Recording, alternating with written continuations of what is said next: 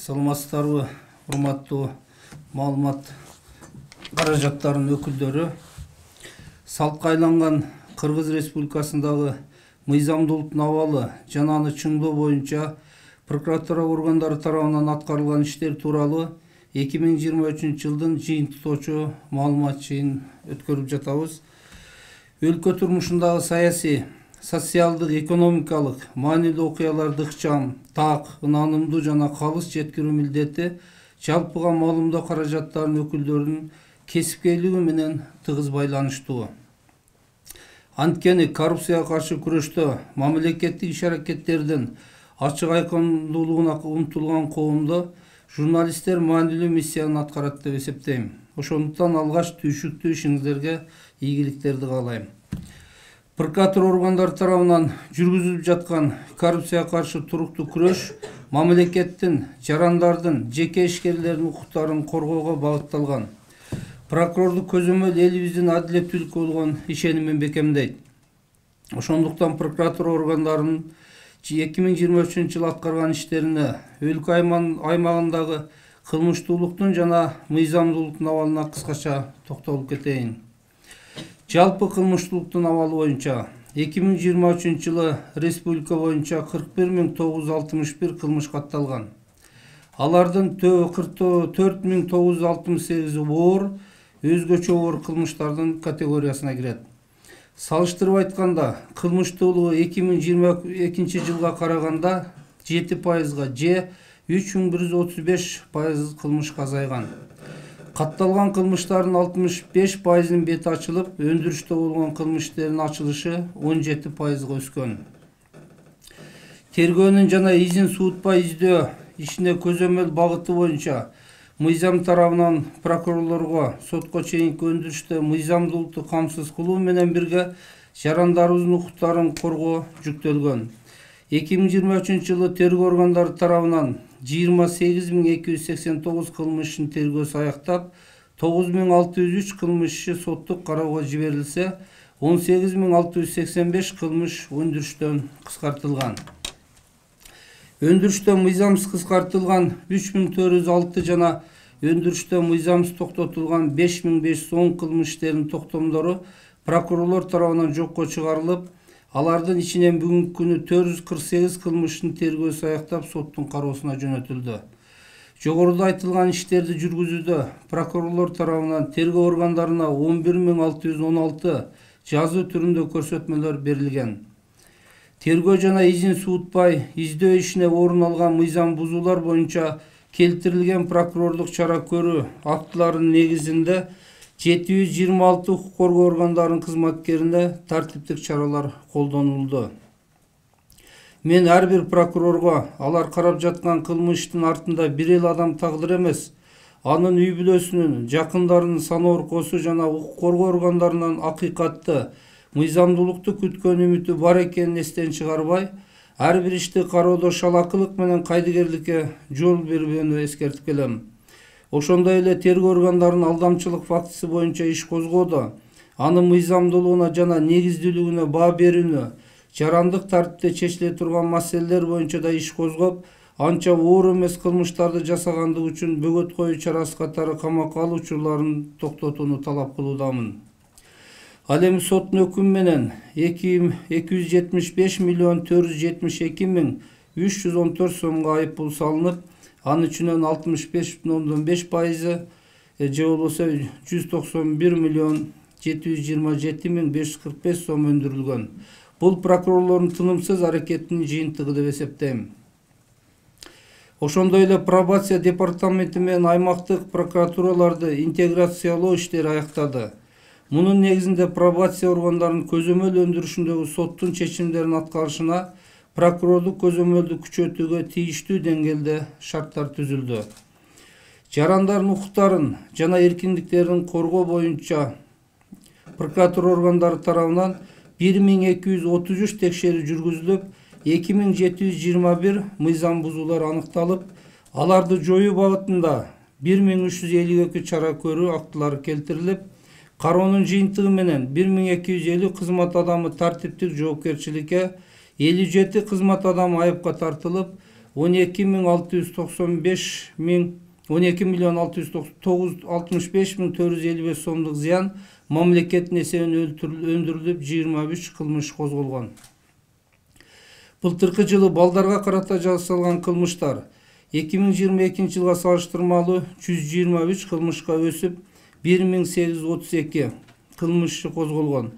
Алардын ичинен 679 кылмышчы балдарга карата зордук, зомбулук фактылары боюнча. Аталган кылмыштардын ичинен 1086 кылмыш соттук кароого жиберилген, 658 кыскартылган, 206 иштин өндүрүшү убактылуу токтотулган жана 75 иш боюнча тергөө амалдары жүргүзүлүүдө. Жетим балдардын укуктарын коргоо багытындагы мыйзам талаптарынын аткарылышы боюнча 90 текшерүү жүргүзүлүп, аныкталган 195 мыйзам бузуулар боюнча 92 прокурорлук чара көрүү актылары келтирилип, 11 адам тартиптик жоопкерчиликке тартылып, сотко 4 доо арыздар келтирилип, баары канааттандырылган. Талдоо көрсөткөндөй, жетим балдарды турак жай менен камсыздоого байланыштуу маселе мурдагыдай эле курч бойдон калууда. Бул багытта прокуратура органдары тарабынан жүргүзүлгөн натыйжалуу иш-аракеттердин негизинде 39 жетим балага жер тилкелери бөлүнүп берилген. Бул Үскөл областы боюнча 16, Ош 16, Жалал Абад 3, Нарын 2, Чүй, Талас 1 балага. Балдарды зордук, зомбулуктан коргоо багыты боюнча 23-жылы жаш өспүрүмдөргө карата жасалган кылмыштардын жалпы саны 1832. Жогоруда көрсөтүлгөн 1832 кылмыштардын 478 же 26% Бишкек шаарында, 427 же 23,3% Чүй облусунда, 119 же 6,4% Үскөл областында, 220 же 12% Жалал Абад облусунда, 225 же 12,2% бул Ош областында, 177 же 9,6% Ош шаарында, 58 же болбосо 3,1% Нарын облусунда, 39 же 2,1% Талас облусунда, 89 же 4,8% бул Баткен облустарында катталган.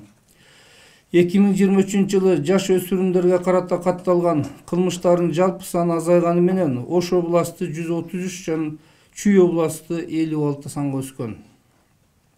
Ал эми 2020 жылы балдар тарабынан 1552 кылмыш жасалып, 2022 жылга салыштырмалуу 106 кылмыш азайган. Тергөөнүн жыйынтыгы менен 426 кылмышчы соттун кароосуна жиберилип, 1126 иш кыскартылган. Жергиликтүү соттордо каралган анча оор эмес кылмыштар категориясына кирген 108 кылмыш боюнча 149 бала биринчи жолу кылмыш жасагандыгы, күнөөсүн мойнуна алып, мурда кылмыш жаза сот тутумунан чыгуу программасына катышпагандыгы аныкталган.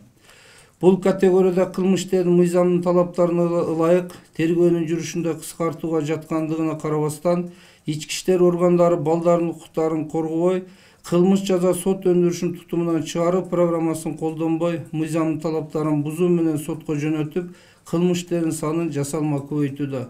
Урматтуу журналисттер, ошол баса белгилеп кетсем, эгерде биринчи жолу жасаган анча оор эмес кылмыш болсо, биринчи жолу соттолуп аткан балдарды бул кылмыш тутумунан чыгаруу программасы болуш керек. Бул ата-энелер менен келишим түзүү аркылуу жоопкерчиликтен бошотулуш керек да.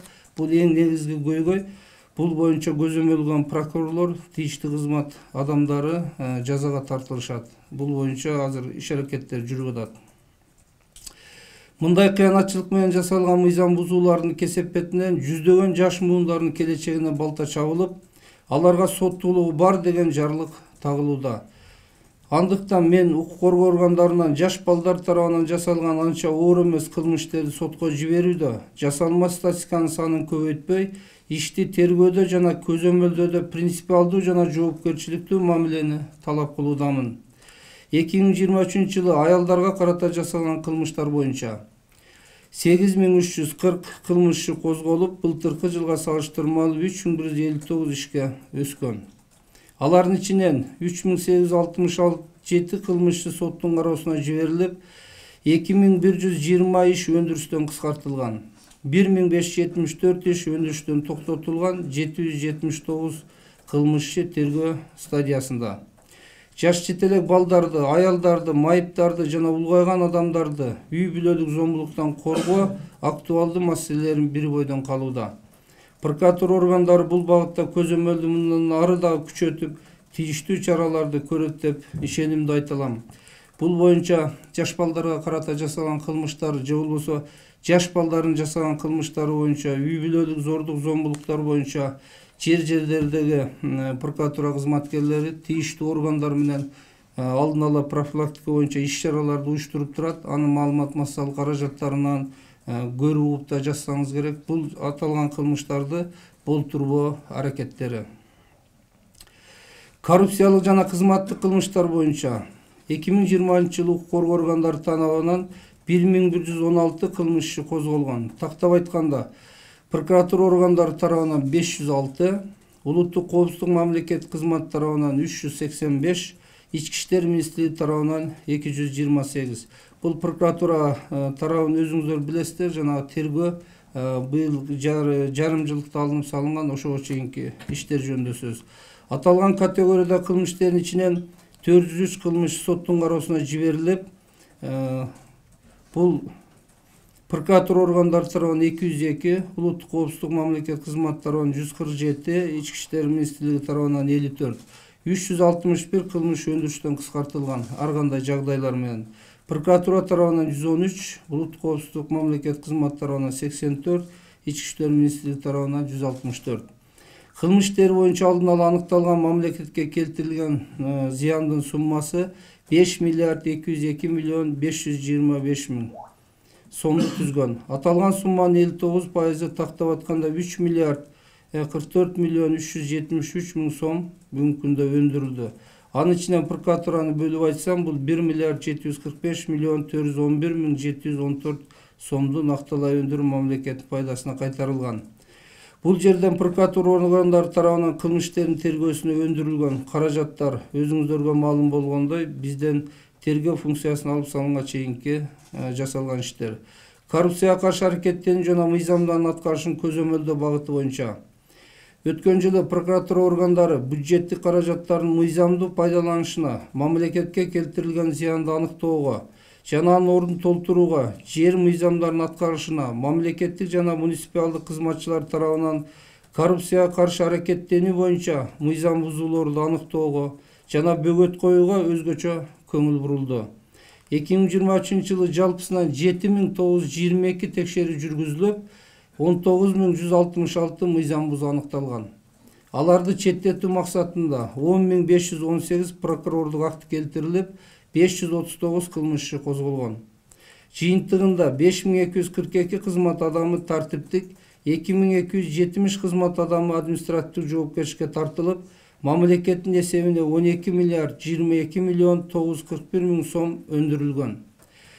Анын 738 миллион 685 миң 197 сом акчалай, 11 миллиард 284 миң 255 миң сому натуралай түрдө өндүрүлгөн. Прокурорлордун ишмердүүнүн жыйынтыгы менен республика боюнча мыйзамсыз менчикке өтүп кеткен 2700 гектар жер тилкеси жана натуралай түрдө өндүрүлгөн сумманы биз кайсы объекттерди өндүрүп, жерлерди өндүргөндү боюнча сиздерге айтып берейин. Бул 21 социалдык багыттагы объекттер жер тилкелери менен кайтарылды. Алардын ичинен 7 бала бакча, 2 ФАПтын, 1 дарыкананын, 2 лицейдин, 2 мектептин, 1 жогорку окуу жайдын, 1 ат майдан жана 2 бала бакчага тиешелүү жер тилкелери, ошондой эле 1 жатакананын жана 1 маданият үйүнүн имараттары кайтарылды. Мындан сырткары 2020 жылы прокуратура органдары тарабынан Кыргыз Республикасынын президентинин тапшырмасы негизинде профсоюз уюмунун мыйзамсыз менчиктештирилген кыймылсыз мүлктөрү боюнча текшерүүлөр жүргүзүлүп, жыйынтыгы менен 9 кылмыш иши козголгон.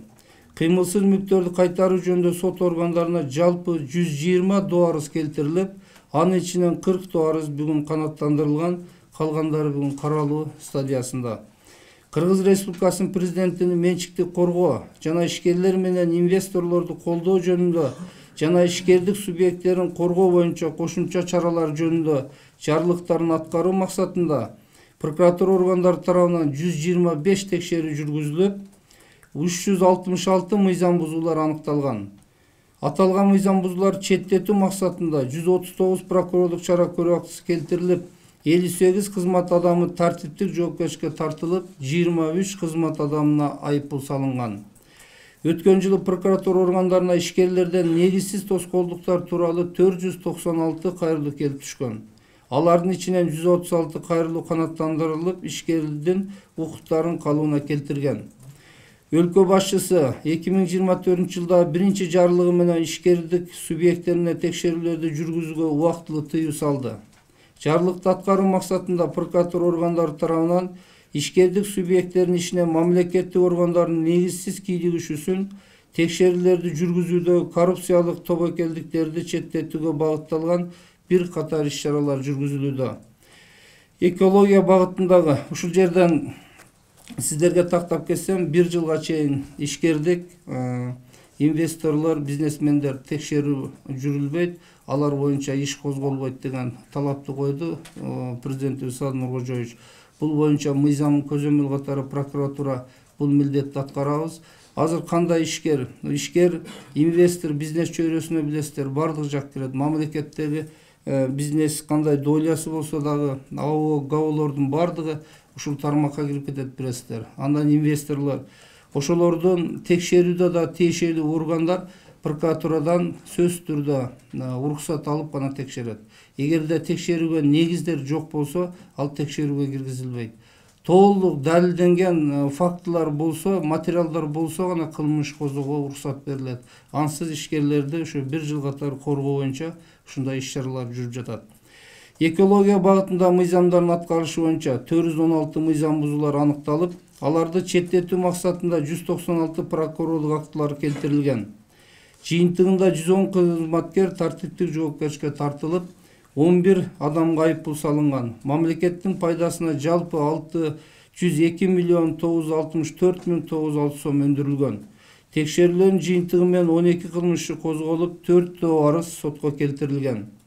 Жер казынасын пайдалануу жана энергетика багытында мыйзамдардын аткарылышы боюнча прокуратура органдары тарабынан жалпы 57 текшерүү жүргүзүлүп, 134 мыйзам бузуулар аныкталып, аларды четтетүү максатында 33 сунуштама, 15 талап, прокурорлук актыларды кароонун жыйынтыгы менен 18 кызматкер тартиптик жоопкерчиликке тартылган. Мамлекеттин пайдасына 549 миллион 788 миң 477 сом өндүрүлгөн.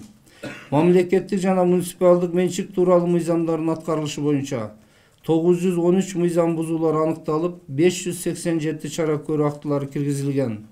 Аларды кароонун жыйынтыгында дисциплинардык жоопкерчиликке 217 кызматкер тартылып, 6 кызматкерге айыппул салынып, 7 миллиард 297 миң 262 сомдук зыян орду толтурулган. Бул багыттагы мүнөздүү бузуулардын негизгилери болуп, мамлекеттик жана муниципалдык органдардын кызмат адамдары мүлктүн сакталышына кайдыгерлик мамиле жасоосу жана аларды мыйзамсыз ысырап кылуусу, мүлктү жеке менчикке ар кандай мыйзамсыз ыкмалар менен, анын ичинде расмий документтерди жасалмалоо жолу менен мыйзамсыздатуусу, ээсиз мүлктөрдү мамлекеттик менчикке кабыл алуу боюнча өз убагында чараларды көрбөгөндүгү болуп саналат. Жер мыйзамы боюнча 1812 мыйзам бузуу аныкталып, 974 чара көрүү актылары киргизилип, аларды кароонун жыйынтыгында жоопкерчиликке 176 кызматкер тартылган. 3 миллиард 581 миң 102 миллион 945 сомдук зыян орду толтурулган. Акчалай түрүндө 24 миллион 353 миң 872 сом, ал эми натуралдык түрдө 3 миллиард 556 миллион 749 миң 73 сом натуралдык түрдө.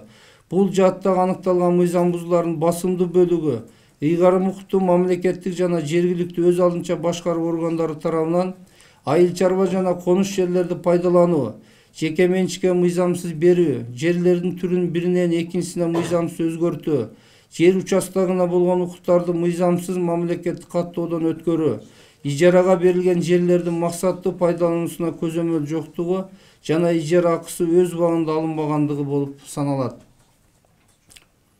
Ушуга байланыштуу бул тармак приоритеттүү болуп эсептелинип, прокуратура органдары тарабынан мыйзам бузууларды жоюуну камсыз кылуу боюнча тынымсыз иш алып барылууда. шаар куруу жана архитектура мыйзамдарынын талаптарынын так аткарылышы боюнча жүргүзүлгөн иш-чаралардын талдоосу көрсөткөндөй, ыйгарым укуктуу мамлекеттик жана өз алдынча башкаруу органдарынын ишмердүүлүгүндө айрым адамдардын кызыкчылыгында башкы планды, курулуш, өрт, экология жана башка мыйзамдардын талаптарын эске албастан курулуш долбоорлорун иштеп чыгуу жолу менен ар кандай капиталдык объекттерди куруу үчүн жер участоктарын мыйзамсыз бөлүп берүү практикасы кеңири жайылган. Бул багытта прокуратура органдары жыл ичинде 658 мыйзам бузууну аныктап, 291 чара көрүү актыларын киргизген. Белгилей кетсек, шаар куруу чөйрөсүндө одоно бузуулардын бири болуп, өз билемдик менен курулуш иштерин жүргүзүү, мындай иштерге уруксат берүүчү документтерди мыйзамсыз берүү фактылары да орун алып, архитектуралык курулуш контролдоо органдары тарабынан мыйзамсыз курулуштарга бөгөт коюу боюнча өз убагында толук чаралар көрүлгөн эмес. Көпчүлүк учурда айып пул өндүрүү менен гана чектелген. Натыйжада айрым объекттердин курулушу иш жүзүндө бүтүп да калган.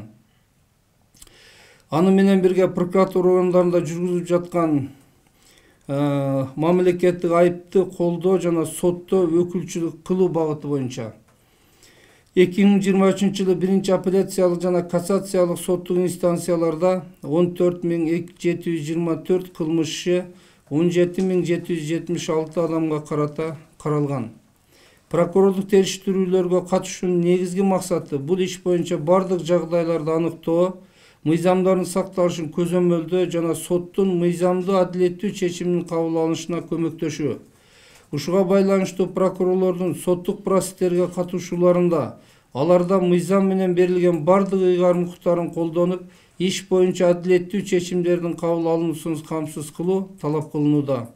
Өзүңүздөргө белгилүү болгондой, Кыргыз Республиканын башкы прокурорлук кызматына киришкенден баштап, мыйзамдын үстөмдүгүн, инсандын, коомдун жана мамлекеттин мыйзам менен корголуучу кызыкчылыктарынын сакталышын камсыз кылуу максатында соттук териштирүүдө айыпкерге узулган айыбы далилденбесе, анда мамлекеттик айыптоочу айыптоодон баш тартышы керектигин талап кылып келем.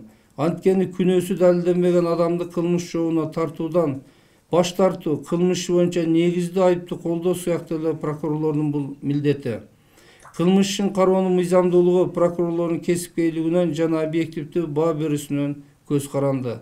Ошондуктан прокурорлордон укуктук талаада ишмердүүлүк жүргүзүүдө жоопкерчилик менен мыйзамдуу чечим кабыл алуудан коркпоону эскертип келем.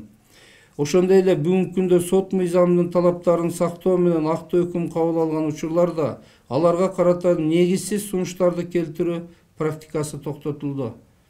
Буга мисал катары 2020 жылы мыйзамдуу күчүнө кирген 52 кылмыш иши боюнча 60 адамга карата кабыл алынган акты өкүмдөрдүн мыйзамдуулугу тууралуу прокурорлор тарабынан түзүлгөн корутундуларды айтсак болот. Негизинен соттук териштирүүлөрдө адам тагдыры, мамлекеттин жана коомчулуктун кызыкчылыктары каралып жаткандыктан ар бир сотко катышып жаткан прокурордон алардын ишке сапаттуу даярданышы, тийиштүү деңгээлде айыпты колдоосу жана мыйзамдуулукту камсыз кылууда принципиалдуу позицияларды кармануулары талап кылынууда. Өзүңүздөргө маалым болгондой, соттор тарабынан акталган кылмыштерди ал милдеттүү түрдө жогорку сотко чейин сунуштарды мыйзамсыз келтирип, жарандарды кыйноо фактылары көп болгондо, азыр бул практикадан четтеп атабыз. Мен жогоруда билдирилгендей, эгерде сот негиздүү акталган болсо, аны сунуш келтирүүнүн кажети жок. Эгерде сотто айыбы далилденбесе, прокурор милдеттүү баш тартышы керек. Ошогон жарандардын укугун коргоо боюнча иш аракеттерди бүгүн прокуратура катуу талап менен жүргүзүүдө. 2023 жылы көзөмөл жүргүзүүдө сот аткаруучулар кызмат бөлүмдөрүнө 1857 кылмыш иштери боюнча 251 миллион сомдон ашык айып пулдарды өндүрүү боюнча аткаруу барактары жиберилип, анын ичинен болгон 318 аткаруу барагы 103 миллион 256 миң 145 сомго өндүрүлгөн. Прокуратура органдары тарабынан көрүлгөн чаралардын жыйынтыгында мамлекеттик бюджетке дагы кошумча 11 миллион сом которулган. Өткөн жылы прокурорлор мамлекеттин, коомдун жана өз укугун коргой албаган жарандардын укуктарын жана мыйзамдуу кызыкчылыктарын коргоп, жалпысынан 3434 жарандык жана 845 административдик соттук териштирүүгө катышып, мыйзам чегинде тийиштүү корутундуларды беришкен. Алардын алкагында прокурорлор сот органдарына жалпы 142 миллион сомдон ашык сумманы түзгөн, 655 административдик доо берип, 280 доо канаттандырылды. Урматтуу журналисттер, бул жерден сот аткаруучулар боюнча да мен маалымат бердим. Эгерде соттун чечимдери аткарылбаса, анда акыйкаттуулук көрүнбөйт да. Эгерде соттун чечими 90%, 100% аткарылса, бизде жарандардын укугу да корголот, мамлекетте мыйзамсыздык орлогонго чоң өбөлгө түшөт. Ошол багытта биз сот аткаруучулардын ишине дагы соттордун чечимдерин аткаруу боюнча катуу көзөмөлдү күчөтүп жатабыз. Дагы кошумчалай кетчү нерсе, бул прокуратура органдарынын негизги милдети мамлекетибизде мыйзамдуулукту камсыз кылуу, бузулган укуктарды жана мыйзамдык кызыкчылыктарды калыбына келтирүү. Ал эми аныкталган зыянды өндүрүү бул биздин негизги максатка кирбейт. Бирок буга карабастан прокурорлук текшерүүлөрдүн жыйынтыгы козголгон иштердин негизинде 23-жылы прокуратура органдарынын негизги багыттары боюнча жалпысынан 17 миллиард 979 миллион 359 миң 612 сом аныкталган. Аныкталган сумманын ичинен 16 миллиард 923 миллион 112 миң 669 сом өндүрүлгөн. Bunun içinden 4 milyar 558 milyon 17 min 722 сом акчалай түрдө, ал эми 12 миллиард 364 миллион 891 миң 982 сом натуралдык түрдө. Натуралдык түрдөгү мен башында сиздерге атап кеттим, желилер боюнча, социалдык объектилер боюнча. Прокуратура органдарында санаттештирүү багыты боюнча мамлекет башчысынын укук коргоо органдарынын санаттештирүү боюнча тапшырмаларын аткаруу максатында 2020 жыл ичинде бир топ татаал жана чоң жумуштар аткарылды. Жалпы мамлекетте жүргүзүлүп жаткан укук коргоо органдарынын санаттештирүү боюнча иш-чаралардын алкагында өткөн жылы кылмыштардын бирдиктүү реестри жана укук бузуулардын бирдиктүү реестри санарип системаларынын мүмкүнчүлүктөрүн кеңейтүү боюнча бир топ иштер жүргүзүлдү. Бул системалар менен бүгүнкү күндө 65 мамлекеттик органдар иштеп, колдонуучулардын саны 23 миңден ашты. 2023 жыл ичинде эле укук бузуулардын бирдиктүү реестри системасы боюнча 2 миллиард 193 миллион сомдон ашык, ал эми коопсуз шаар системасы боюнча 699 миллион сомдон ашык айыппул төлөнүп, жалпысынан 2,8 миллиард сомдон ашык айыппул мамлекеттин казынасына түшүп, 50% тегерегинде болуп келген айыптардын төлөнүшү 73%га көтөрүлдү. Бул жанагы административдик укук бузуулар кодекси боюнча жана коопсуз шаар боюнча санариптештирүүнүн негизинде прокуратура көзөмөл кылгандыктан 30%дан бүгүн 73%га көтөрүлдү. Мурда 300-400 миллион жылына өнсө штрафтардан, азыр мына жогоруда көрсөттүм 2 миллиард 800 миң сомдон ашык акча мамлекеттик каражатка келип түштү. Кылмыштардын бирдиктүү реестри системасын өркүндөтүү алкагында укук коргоо жана сот органдарынын ишин толугу менен санариптештирүү, статистикалык отчетторду автоматташтыруу жана электрондук кылмыш иштерин киргизүү боюнча иштер аяктоо стадиясында. Башкы прокуратура тарабынан санариптештирүү багыты боюнча электрондук кылмыш ишин киргизүү, кылмыш иштери боюнча отчетторду толугу менен электрондоштуруу жана талдоо модулун бүтүрүүндө бир топ ири жумуштарды ишке ашыруу пландаштырылды. Кылмыш куугунтуктоосу жана кылмыш жаза сот өндүрүшү жаатындагы эл аралык кызматташууну ишке ашыруу багытында. 2023 жылы өлкөбүздүн аймагында издөөдө жүрүп кармалган 66 чет өлкөлүк жаран кылмыш жаза жоопкерчилигине тартуу үчүн Россия, Өзбекстан, Казакстан, Түркия сыяктуу өлкөлөргө өткөрүлүп берилген. Ал эми чет өлкөлөрдө Кыргыз Республикасында издөөдө жүрүп кармалган 76 жаран бул дагы Россия, Казакстан, Өзбекстан, Швеция жана Араб Эмираттарынан алынып келинди.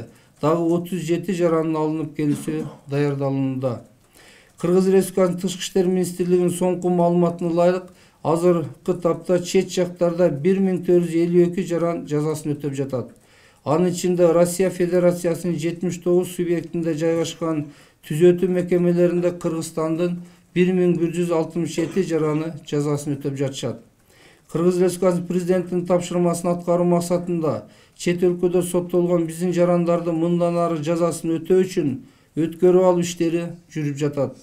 Аталган тапшырманы аткарууда эркиндигинен ажыратууга соттолгондор мындан ары жазасын өтөө үчүн өткөрүп берүү жөнүндөгү конвенциянын талаптарына ылайык соттолгон адамды которуу үчүн анын жазуу жүзүндөгү арызы керек болгондугу негизги тоскоолдуктарды жараткандыктан биздин элчилик тарабынан Россиянын Федерациясынын жазаларды аткаруу федералдык кызматынын түзөтүү мекемелериндеги ар бир кыргызстандык жаран менен тийиштүү түшүндүрүү жана арыздарын алуу иштери жүргүзүлүп жатат. Чет өлкөлөрдүн аймагында соттолуп, жазасы мындан ары өтөө үчүн Кыргызстандын 74 жараны Россиядан, 5 жаран Казакстандан түзөтүү мекемелерине өткөрүлүп алынды. Дагы 42 жаранды алып келүү жол жобосу жүзөгө ашырылууда. Азыраак убакытта биз которуп алабыз. 326 жаран боюнча тиешелүү соттун чечимдери жана башка документтери Россия Федерациясынан суратылды. Алардын жыйынтыгы менен мыйзамда белгиленген тартип боюнча иш алып барылат. Маалымат иретинде 994 соттолгон жаран Россиядагы бул өз мекенинде жазасын өтөөдөн баш тартышкан. Бул жарандардын баш тартыш негизги себептеринин бири соттолгондордун үй бүлө мүчөлөрү Россия Федерациясында туруктуу жашагандыгы, өз жакындары менен ошол жерде жолугуп турушу. Мындан сырткары биздин маалымат боюнча ал жерде кармоочу шарттар эмгектенип жазасын өтөп чыкканда кандайдыр каражат алып чыгат экен, ошого да байланыштуу да. Ошондуктан 494 жаран бүгүнкү күндө бизге которуп келүүдөн баш тартышкан. Аскер прокуратурасынын 2023 жылда аткарган иштеринин жыйынтыгы боюнча коллегияда гарнизондордун аскер прокурорлоруна жаңы талаптар коюлду. Аныкталган кемчиликтер талкууланып, күнөөлүү кызматкерлер тийиштүү тартиптик жазаларын алышты. Бүгүнкү күндө Кыргыз Республикасынын башкы прокурорунун демилгеси менен аскер прокуратурасында тергөө башкарма түзүлүп, ага тажрыйбалуу жана кесипкер тергөөчүлөр дайындалып, жаңы талаптар коюлду. Тергөөнү көзөмөлдөө багыты боюнча куралдык күчтөрдө жана башка аскердик түзүлүштөрдө болгон кылмыштуулуктун абалына жүргүзгөн талдоо көрсөткөндөй, отчеттук мезгилде кылмыш тууралуу билдирүүлөр 2022 жылга салыштырмалуу 7,8% көбүрөөк катталган. Ал эми 23 жылы өндүрүштө болгон кылмыш иштер 2022 жылга салыштырмалуу кескин азайган. Себеби баарыбызга белгилүү 2020 жылы кабыл алынган кылмыш жаза жана кылмыш жаза процессуалдык кодекстерине ылайык кылмыш козгоодон баш тартуу институту киргизилген. Ошондой эле отчеттук мезгилде аскер прокуратурасы тарабынан тергөөсү аяктаган кылмыш иштеринин саны өткөн жылга салыштырмалуу 50% азайды. Тактап айтканда 2022 жылы 332 иш катталса, 2023 жылы 167 иш катталган. Буга ылайык сотто жиберилген иштердин саны дагы төмөндөгөн. Тергөөсү аяктаган жана кылмышын козгоодон баш тартылган материалдар боюнча мамлекетке келтирилген зыяндын өндүрүлгөн суммасы былтыркы жылга салыштырмалуу 653 миллион сомго, же болбосо 37,4% азыраак өндүрүлгөн. Тергөөнү көзөмөлдөө багыты боюнча болуп жаткан көйгөйлөргө токтоло турган болсок, мөөнөттөгү же келишимдик негиздеги аскер кызматкерлеринин кызмат өтөп жаткан аскер бөлүктөрүнө жүйөлүү себепсиз таштап кетүүсү боюнча жоопкерчиликке тартуу Кыргыз Республикасынын кылмыш жаза кодексинин 389 беренесинин 1-бөлүгүнүн жана Кыргыз Республикасынын укук бузуулар жөнүндөгү кодексинин 423 беренесинин 3-бөлүгүндө эки башка негиздер көрсөтүлгөн. Тактап айтканда эле бир эле кыймыл аракет боюнча эки башка жаза белгиленген. Мындай учурда аскер прокуратурасы тарабынан тергөө чейинки текшерүүнүн жыйынтыгы менен юридикалык баа берүүдө бир топ көйгөйлөр жаратууда. Ошондуктан мындай карама-каршылыктарды чечүү үчүн аталган мыйзамдарга өзгөртүүлөр киргизүү маселеси сунушталууда. Ошондой эле аскер прокуратурасы тарабынан жалпысынан 345 кылмыш иши токтотулган. Анын ичинен 158 иш, же болбосо 46% айыпталышын турган жери белгисиз болгондуктан токтоп турат. Бул кылмыш иштерин токтоп турганын негизги себеби аскер прокуратурасы тарабынан айыпталуучунун издөө материалдары Кыргыз Республикасынын Ички иштер министрлигинин кылмыш иликтөө башкы башкармачылыгына издөө ишин ачууга жиберилип, бирок кээ бир материалдар боюнча белгиленген тартипте жооп келбей, издөө иши ачылгандыгы же ачылбаганы тууралуу маалыматтар белгисиз бойдон калып кеткен учурлар катталган. Бүгүнкү күндө бул багытта бир топ алгы иштер жасалып, кемчиликтери жоюу боюнча иш аракеттер жүргүдө. Өзүңүздөргө маалым болсо эле, акыркы убакта прокуратуранын сайтынан дагы аскер кызматчылар боюнча бир нече кылмыш иштери козголду. Ал жанагы мамлекеттен бөлүнгөн каражаттарды ошол аскер бөлүктөрүн ремонттоодо, техникалык жана башка да ыйгарып алуу, өз билемдик кылуу, солдаттардын арасында бири-бирин кордоо маселелери боюнча бир нече жаңы жылдын башында иш козгодук. Бүгүн аскер прокурору жетекчилиги алмашылды. Бул боюнча талаптар да күчөтүлөт. Алдын ала дедовщина боюнча болтурбоо жана башка иштер боюнча профилактикалык иштер да колго алынат буюрса. Кадрдык саясат боюнча айта кетсем, прокуратура органдарында ичара тазалануу иштери тынымсыз жүрүп турат. Мыйзам ченемдерди коом жана мамлекет башчысы тарабынан коюлуп жаткан талаптарды ишке ашырууда коррупциялык көрүнүштөргө жол берген, мыйзамдарды бузган кызматкерлерден арылуу иштери күчөтүлүп, кызматтык тартипти камсыздоого тийиштүү чаралар көрүлүүдө. 2023 жылы кызматтык милдеттерин талаптагыдай аткарбагандыгы жана башка прокуратура кызматкеринин кадыр баркын кетирүүчү жоосундарды жасагандыгы үчүн 501 кызматкер тартиптик жоопкерчиликке тартылышты. 10 кызматкер прокуратура органдарынан бошотулуп, 6 кызматкер кылмыш жаза жоопкерчилигине тартылышты. Прокуратура органдарынын кызматтык милдеттерин жигердүү аткарылышын камсыз кылуу максатында алардын ишин жана турмуш тиричилигине өзгөчө жерлерде шарттар түзүп берүү үчүн тынымсыз көрүлгөн аракеттердин натыйжасында бир катар имараттардын курулушу аяктап пайдаланууга берилди. Атап айтсак, Талас облустук прокуратурасынын 2 кабаттуу имаратынын, Чоң Ала райондук прокуратурасынын 2 кабаттуу 4 патрулдуу имаратынын жана кызматтык турак жайдын курулуштары аяктап бүгүнкү күнү пайдаланууга берилди. Жалал Абад шаардык жана Бишкек шаарынын Ленин райондук прокуратуралар жаңы административдик имараттарга көчүрүлдү.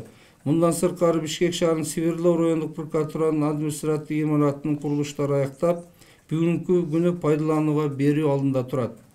Ошондой эле Кыргыз прокуратурасынын тарыхында алгачкы жолу көзөмөл органынын кадрдык саясатын пайдаланууну түптөө максатында министрлер кабинетинин токтому менен башкы прокуратуранын юридикалык академиясы түзүлдү. Бул окуу жай прокурорлук кадрларды даярдоо борборунун базасында түзүлүп, келечекте республикада юридикалык илимдин жана юридикалык билим берүүнүн флагманы болот деп эсептейм. Мындан сырткары академиянын ишмердүүлүгү практикалык дагы мааниге ээ болуп, анын базасында жаңы жумушка кабыл алынган кызматкерлерди, иштеп жаткан прокурорлордун квалификациясын жогорулатуу, мыйзам долбоорлорун иштеп чыгуу, жүргүзүү боюнча иштер жүргүзүлөт. Урматтуу журналисттер, сөзүмдү аяктап жатып, быйылкы жыл тарыхый окуяларга бай жыл болот деп баса белгилегим келет. Анткени мамлекеттүүлүгүбүздүн түптөлүшүнө пайдабал болгон Кыргыз автоном областы түзүлгөнүнө 100 жыл, кыргыз тили мамлекеттик макам алганына 5 жыл, ал эми Кыргыз прокуратурасынын түзүлгөндүгүнө 100 жыл болот. Ошондой эле быйыл Кыргызстандын төрагалык алдында Шанхай кызматташтык уюмуна мүчө мамлекеттеринин башкы прокурорлордун 22 жана түрк мамлекеттеринин башкы прокурорлордун кеңешинин 3-чү отуруму быйыл Кыргызстанда өткөрүлөт. Шанхай кызматташтык уюмуна мүчө жана түрк тилдүү мамлекеттеринин башкы прокурорлорунун жыйыны аталган уюмдардын бардык катышуучуларынын кызматташтыгын өнүктүрүүгө жана диалог курууга жакшы аянтча болуп саналат. Бул иш-чаранын негизги максаты мүчө мамлекеттердин ортосунда укуктук кызматташтык чыңдоо боюнча биргелешкен чараларды иштеп чыгуу. Прокуратура системасы дагы башка өлкөлөр менен тыгыз кызматташтыкта, анын себебин билесиздер, соттолгон жарандарды алып келүү, укук тармагында коррупциялык иштери боюнча көптөгөн биз кызматташ иштери бар. Буну биз өз деңгээлинде жүргүзүүгө аракеттенип атабыз. Жогоруда мен айтып кеткен жолугушуу саммиттердин баары ушул алкагында келишимдер түзүлүүгө багытталат. Урматтуу журналисттер, негизинен мен прокуратура системасынын аткарган иштеринин бардык тармагы боюнча сиздерге маалымат берип кеттим жылдагыдай эле. Эгерде көңүл бурганыңыздарга чоң рахмат. Сурооңуздар болсо жооп берүүгө даярмын. Урматтуу журналисттер, суроо жоопко өтөбүз. Азыркы суроо жоопту баштардан мурда ишин эрежелерди айтып койсом мен сиздерге. Биринчи чыгымканда өзүңүздөрдү тааныштырсаңыздар, анан кийин чекеден суроону берсеңиздер. Биздин кызыбыз микрофонун сунат, чекеден эле сунуп кирет. Баарыңыздарга буюрса убакыт жетет, баарыңыз сүйлөшүңүздөр. Доктор Алиевич, информагентство «Хабар». У меня к вам два вопроса касательно того, что на территории Генпрокуратуры звучит на нас какой-то посыл идет. И второй вопрос касательно сотрудников внутренних дел. В последнее время очень много жалоб поступает в адрес сотрудников, то, что они бездействуют, халатно относятся к своей работе. Принимаются ли какие-то меры со стороны прокуратуры и как будут пресекаться такие факты в последующем? Сизден экинчи сурооңуздан баштайын. Милиция кызматкерлеринин үстүнөн албетте көптөгөн арыздаттануулар бар бизде. Сиздерге деле маалым болсо керек, ар бир жуманын 4-күндөрү жарандарды жеке кабыл алам арыздар боюнча. Бул жерде да көп маселе айтылат. Негизинен арыздаттануунун бардыгы ушу райондун деңгээлинде арыз жазганда тиешелүү сапатты каралбагандан келип чыгат да.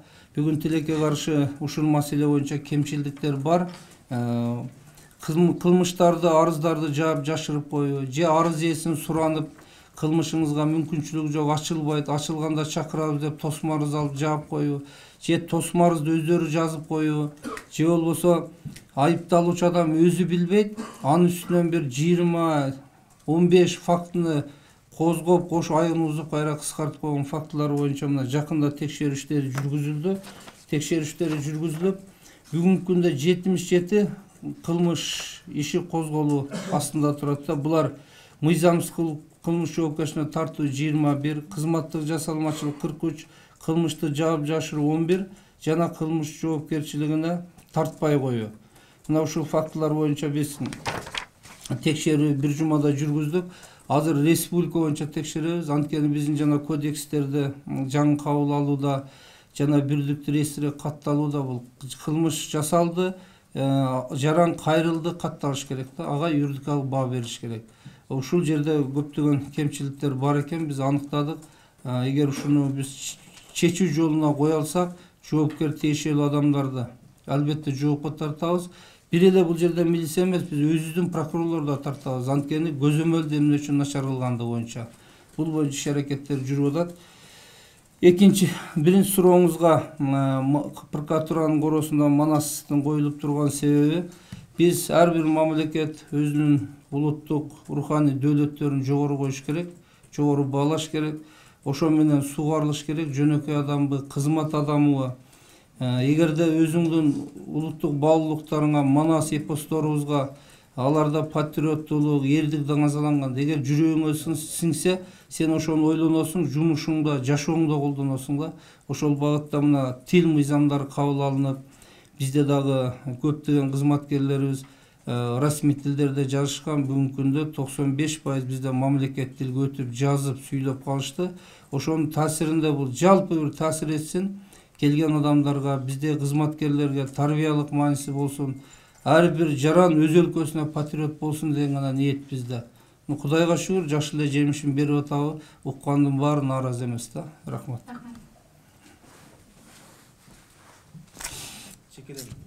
Бөтөркө Алатоо 24 каналы Айжан Молдошова.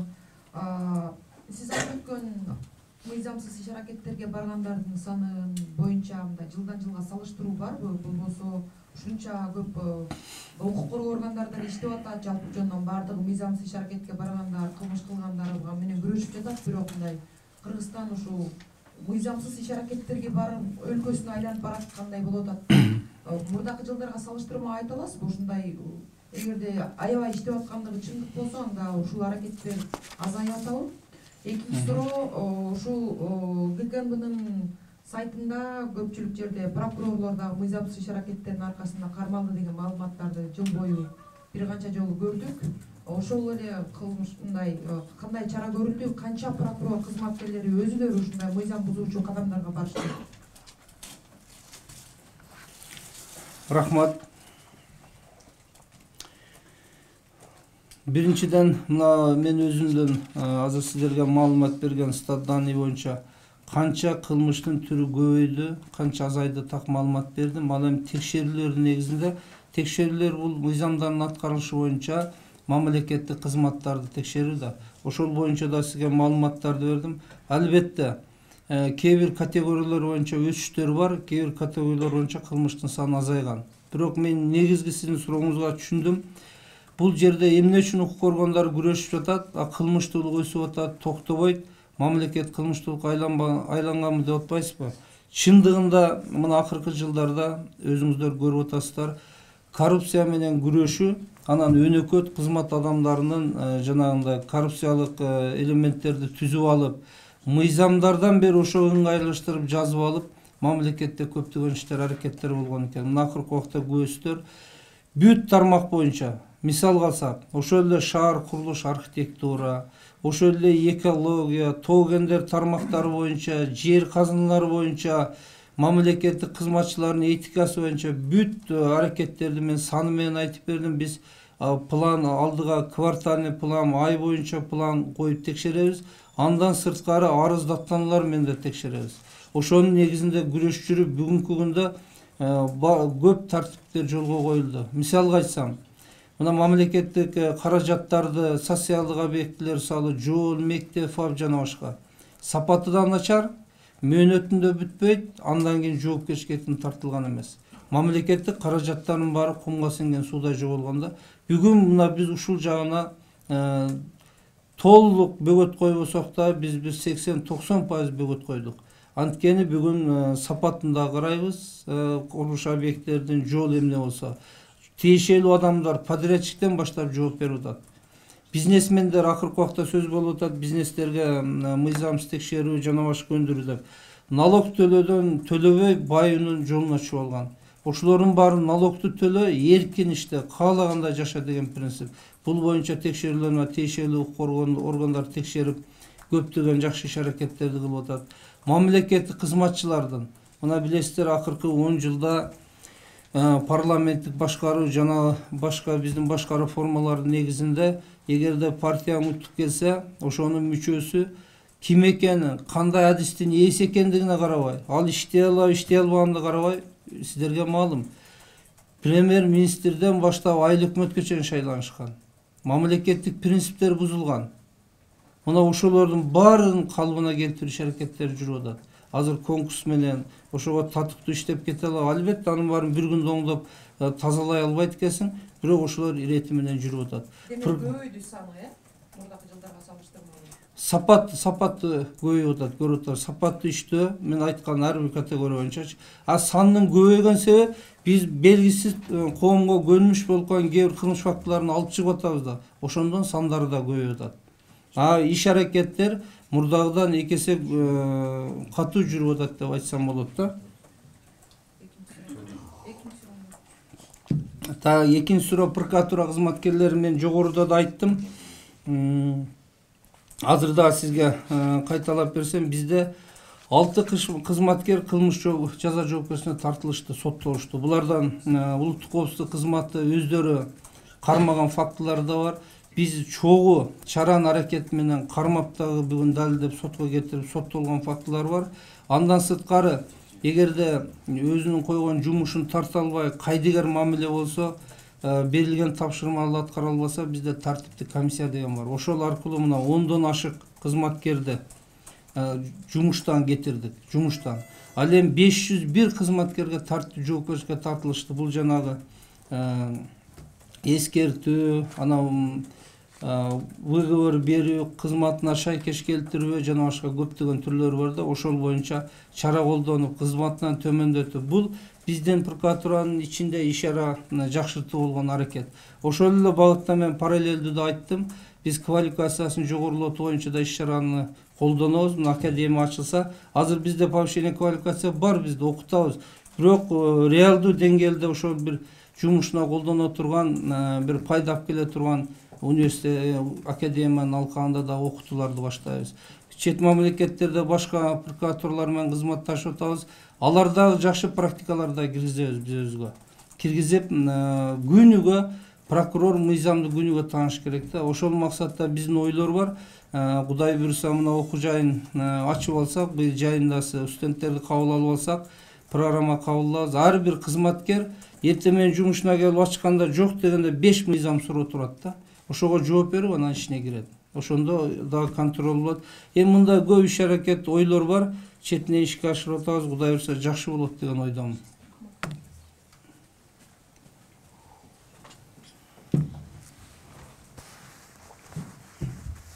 Саламатсызбы, урматтуу мырза, Азат саламатчылык. Менин эки суроом бар эле. Мүмкүн болсо катар мен өз атайын. Биринчи суроом бул азыркы учурда бийликти басып алууга ачык чакырыкта жана массалык башкаландыктар менен айыпталгандардын болжолдуу эсеби 100гө жакындап калганы айтылып жатат. Алар өзлөрү адвокаттары кармоо учурунда баш коргоо чарасы каралып атканда жана иштин тергөөнүн жүрүшүндө бир катар мыйзам бузуулар болуп атканын айтып келишет. Ушул окуялардын мыйзамдуулугу жана негизи эле ушул камоолор боюнча сиздин пикириңиз турсак, ал эми экинчи суроом ошол былтыр октябрь айында Крим төбөлү атыккан Камчы Көлбаев жок болгон операциядан кийин президент Жапаров пикирин билдирип, операциянын мыйзамдуулугун прокуратура текшере турганын билдирген. Окуя болгон жерге сиз дагы баргансыз, ошол менен ушул текшерүүнүн жыйынтыгын дагы өзүңүздүн оозуңуздан окусак.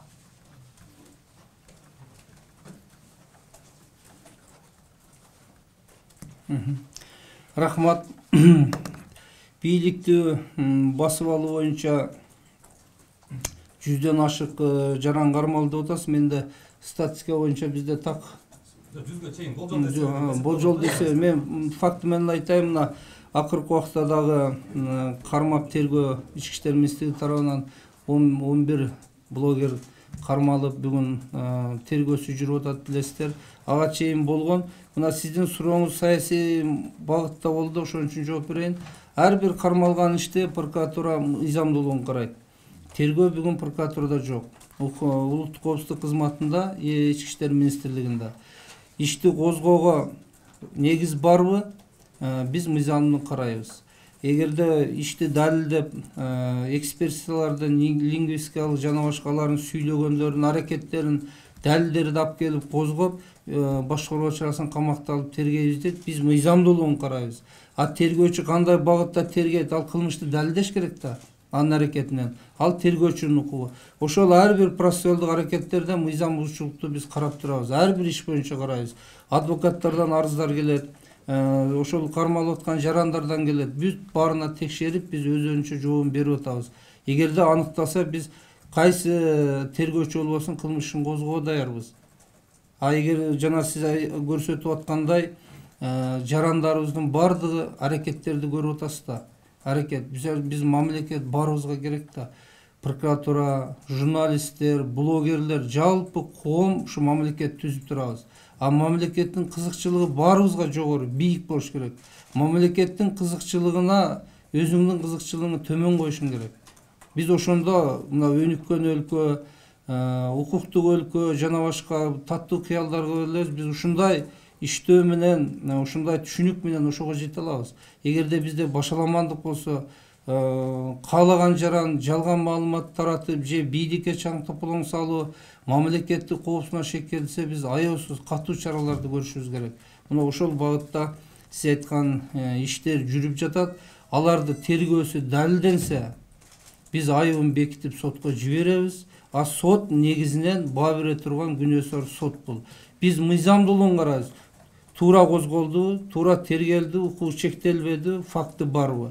А факты далилденеби? Сотто, процессте бардык тараптар бирдей укукка ээ билет. Соттолуучу, адвокат, жактоочу, ошол эле прокурорлор бирдей укукта да. Сотто далилденсе, сот жообуна тартылат. Мен ушул жерде эстегенди айтып коеюн. Акыркы убакта жанагы Оштогу блогер ким эле?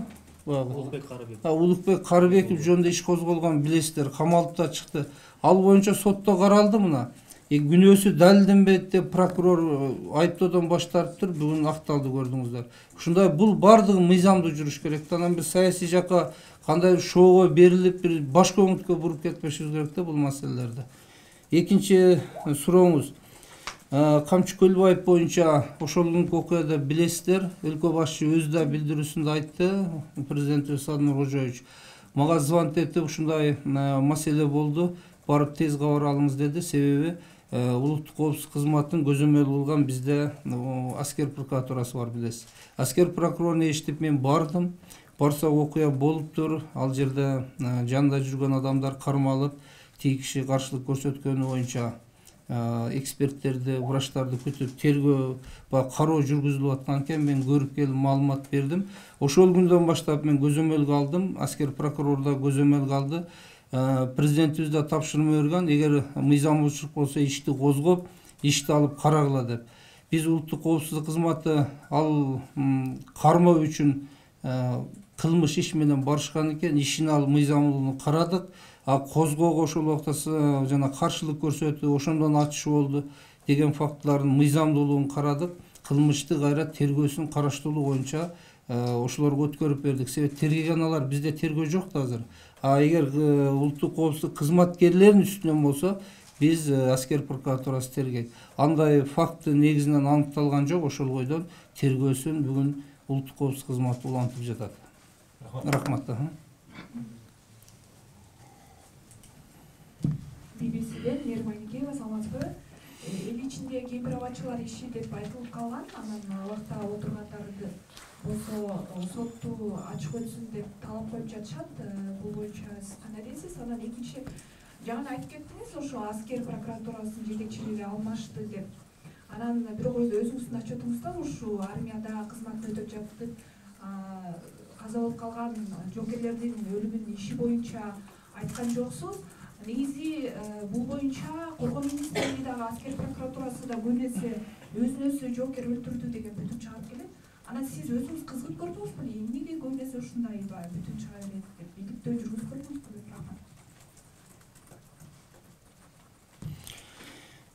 Сизде экинчи сурооңуздан баштайын, эсиме чыгып кете элек да. Аскер прокурору бүгүнкү күндө алмаштырдык. Анткени өзүңүздөр билесиздер, бул эч кандай биздин менин жетекчилигимде приказ системасында ар бир аракетибиз айкын ачык. Себеби акыркы убакта жанагы летчик фамилиясын унутуп калдым. Кайрылуу жасап, анан Жоробаев бир нече фактыларды айткан. Бул боюнча текшерүү жүргүзгөнбүз, бирок кайрадан текшерүүдө ошол адамдын айткандары далилденди. Ошол себептен аскер прокурорун эмес, аскер прокуратурасын бүгүн 50% алмаштырып атам мен. Анткени бир органда көп жылдан бери иштегенден тааныш, билиш, ишине кайдыгер мамиле болот экен, бүгүн ошого алмаштырып башка кадрларды коюп атабыз. Ошол фактылар аныкталды. Экинчи, сиз айткан эле маселе, ошол аскер кызматкерлери өзүн өзү атып алуу, өзүн өзү асып алуу, жанагы чоң мурда служба кылгандары кысым көрсөтүү, бул дедовщина деп коебуз. Ушундай фактылар боюнча дагы биз жетишерлик иш алып барбадың деген негизди алдык да. Азыр жаңы аскер прокуроруна талаптарды койдук. Ошонун негизинде мына жаңы өзүнүн ыкчам аракеттерин жасап атат. Жыл башынан эле 10дон ашык кылмыш козгодук, сиз айткандар боюнча. Ал эми жанагы кызыгып көрдүңүзбү деп атпайсызбы? Кызыгып көрүш эмес, бул менин функционалдык милдетим. Ар бир кылмышты карап, маалымат массалык каражаттарына чыгабы, арыз менен кайрылабы, биз аны карап мыйзамдуу баа беришибиз керек. Ошондуктан аскер прокуратура Коргоо министрлигинде болуп жаткан окуяларды ар бирин биз терең текшеребиз. Ал эми жанагындай сиз айткандай өзүн өзү асып алса, атып алса, бирөө атып алганды атып алды деп коюу фактысы жок бизде. Ал чындыгында кокустук болот. Бирок ошонун келип чыгысы, ал адам да психологиялык жактан эмне себептен атып алууга барды? Мына ушул жагындагы изилдөөгө аракет кылабыз. Ата-энелер жакындары бул бүтүнгө макул эмес. Жок, макулдуктар бар. Ата-эне сотто, тергөөдө катышып көрүп атат, адам баласы түшүнөт да. Кээ бири албетте жашоо да бул, кээ бири ынанбайт экен, макул болбойт. Бирок биз ата-эненин ою менен мыйзамды карабайбыз да. Биз мыйзам эмнени талап кылса, ошол боюнча көзөмөл кылабыз, тергейбиз. Бүгүн аскер кызматкерлердин бардыгы бул аскер прокуратуранын көзөмөлдө ар бир мыйзам боюнча. Жана мен баяндамамда айтып кеттим. Сиз айткандай өзүн өзү атып алуулар, дедовщина жана башка маселелер боюнча, мамлекеттик сатып алуулар тигилер боюнча бүт текшерүүнү бүгүн күчөттүк. Биринчи кварталда алдыга койдук. Коргоо министри менен да мен сүйлөштүм. Сиз да караңыз, тартипке келтирели деп. Себеби президентибиз баш болуп аскер жаатына укмуштуудай чоң шарттар түзүп берип атат. Техника, курал жарактарга көңүл бурулуп атат, билесиздер. Шарттар түзүлгөндөн ошону коромжу болбой бардыгы өз максатына жумшалышка бул аскер Коргоо министрлиги өздөрү аракеттениш керек. Биз көзөмөл иретинде биз мунун баарын текшерип жөнгө салып туруш керек. Чоң катуу аракеттер жүргүзүлүп жатат. Ар бир фактысы боюнча текшерилет. Жанагындай ата-энеси ишенбейт. Биздин максат ишендириш эмес, биз чыныгы кылмыш окуясынын бетин ачууда. Биринчи сурооңуз кемпир абад боюнча айттыңыз, суроо берген сиз бердиңизби? Кемпирабад деп коомчулукта аталып калды деп атпайсызбы? Мен эми мыйзамды көзөмөл орган жетекчиси катары мен мыйзам факты менен сүйлөйм да. Кемпирабад деген бизде кылмыш жок, дагы бир жолу айтайын. Өткөндө парламенттен да айткам. Ошол жерде соттолуп аткандар да капа болуп билдиришти. Мыйзам боюнча бул мамлекетте башталгандык уюштуруп, басып алып берүүлөр менен ички иштер министрлиги иш козгоп, экспертизалардын жыйынтыгы менен бизге текшертип, тергөөсүн бүтүп сотко кетирди. Бүгүн сотто күнөөлөр барбы, жокпу аныкталып, сот чечим чыгарат. Алар Кемпирабад боюнча чыкты, башка маселени шылтоо кылыптыр, ушундай фактылар көп болуп атат да. Соттук ачык өтүү боюнча тергөө органы, сот органдары чечим кабыл алган билесиздер. Бул чек ара маселесине байланыштуу. Чек ара маселесине байланыштуу болгондон биздин кошуна өлкөлөрдүн кандайдыр кызыкчылыктары бар. Сотто тергөөдө ар кандай маселелер чыгып келсе, биз мамилени бузуп алышыбыз мүмкүн. Же кандайдыр купуя сырлар чыгып кетиши мүмкүн. Ошондуктан тергөө бизге купуя деп алып келген макул болдук. Сот купуя деп өз чечим кабыл алып, сотко биз көрсөтмө бере албайбыз. Ошондой жашырын өтүп атат. Жашырын өткөндө эмне? Соттолуучулар бардыгы күбөлөр угуп атат да. Просто мындай массалык каражаттарын ачык тартууга тыюу салды. Анткени тарап кетсе, жогоруда мен айткандай көйгөйлөр бар. Ошол максатта жүргүзүлүп жатат. Ал эми булардын күнөөсү барбы жокпу сот аныктайт. Сону аныктайт, сот баа берет. Ошол эле биздин качкан прокурор өзүнүн сотко качкан прокурор окуяга карата өзүнүн жарыш сөзгө чыгып, ал күнөөлүү же күнөөсүз экенин оюн билдирет.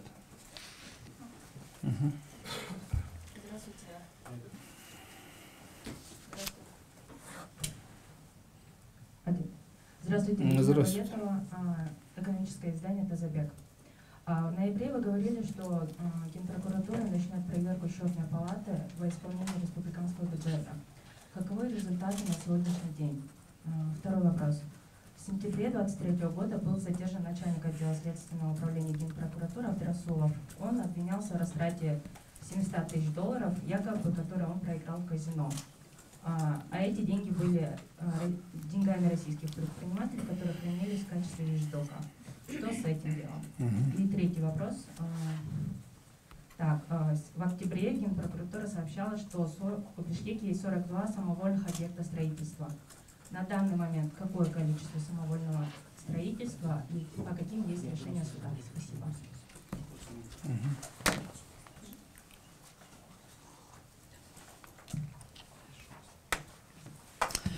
Рахмат. Бул маселе боюнча жогорку кеңеште мен билдиргенмин. Анткени өзүңүздөр билесиздер, эсеп палатасы буга чейин текшерилген эмес. Бизде жалпы мыйзамдардын так жана бирдей аткарышын көзөмөл кылуу биздин милдет да. Ошондуктан эсептөө палатасы бул мамлекеттик каражатты эсептейт булар. Эгерде булар жылына текшерүү өздөрүндө жылда мамлекеттик каражатты акчаны эсептеп чыгышат да. Ошол боюнча алар эсептегенде эч кандай фактылар аныкталбайт. Укук органдары таап чыгып, биз миллион деген сомдорго иш козгоп, жооптуу адамдарын, кызмат адамдарын тартып атпайбызбы? Ошол максатта булардын жана эсептеп чыккан корутундусун өзүнүн жалпы ишмердиги боюнча башка эле мамлекеттик кызматтар сыяктуу биз иш планга коюп текшерүүнү уюштурабыз. Бул быйылкы жылга. Мен азыр эсимде жок, себеби бардыгын бир убакта текшере албайсың. Бизде канча мамлекеттик структура бар. Биринчи квартал, экинчи квартал кайсыга койдуңар? Экинчи квартал менен бул текшериштер жүргүзүлөт. Текшергөндө аларды жазалап же башка эмес, чындыгында счетный палатанын корутундуларына кандай деңгээлде текшерип атышат? Алар эми специалисттер, биз мыйзам боюнча текшеребиз да. Алардын ички иштери боюнча, уюштуруу иштери боюнча прокуратура ар бир мамлекеттик органдын жарандарды кабыл алуусу, кызматкерлерди кабыл алуусу, эмгек кодекси ушулардан бери текшеребиз. Ошолордон бери мыйзамдуулукка текшерүү деген анын жазылышы эмес. Текшерип, эми юристтер да булар. Ошол аткаруу бийлигинде кызматкерлерге бир жагы тажрыйба бөлүшүү, үйрөтүү, экинчи жагы жанагындай кылмыш курамына жараша фактылар болсо иш козгоо, укук бузуулар боюнча болсо чара колдонуу, тартиптик ушундай багыттарда иш алып барабыз. Экинчиден, Абдурасулов боюнча да бизде тергөө ошол убакта прокуратурадан тергөө УПК кылмыш процессуалдык кодекси өзгөрүлүп кетип аткан убагы эле бул жерде чындыгында Керемет банкы боюнча россиялык ишкер акча каражатын которуп 24 миллион долларга жакын. Андан биздин укук коргоо органдары аралашып, улуттук коопсуздук кызматынын кызматкерлери аралашып, кандайдыр ыйгаруулар боюнча булар өздөрүнө акчанын эсебин таппай калышкан. Ошол боюнча арыз келип түшүп, өлкө жетекчисинин тапшырмасы менен биз фактылар айтылачы. Кылмыш ишин козгоп, кылмыш ишин тергедик. Бул боюнча бүгүн ошол россиялык бизнесмен ыраазычылыгын билдирди. Анткени биз Дубай мамлекетине Туркияга чейин которулуп кеткен акчалардын баарын кайтарып мүмкүнчүлүк болду. Тергөөчүлөр аябай ыкчамдык менен иштеди. Ошол эле Абдырасулов ушул акчаларды өндүрүү боюнча эң алдыңкы болуп иштеген бала да. Бүт өндүрүп, акырында ошол 760 миң ушундай доллар өндүрүлүп, банкка тапшырып, же алар эми Россиядан келет да, аларга бербестен ошол акчалардын баардыгы Абдырасуловдун сейфи аркылуу берилип атканда өндүрүлөт. Ошол күнү келет жабырлануучулар акчалардын распискасы менен, акты менен, видео менен берип аткан. Ошол акыркы өндүрүлгөндө тиги жабырлануучулар 3 күнгө кечиккен, 5-күнбү ушундай мезгил болгон. Ал каражатты биздин өздүн версия боюнча прокуратуранын ал эчтеке айтпайт, жер карап отурат, каражатты гана алсак сейфинде жок. Биз анан токтоосуз түрдө иш козгодук. Ошол эле убакта иш козгодук, өзүн камадык.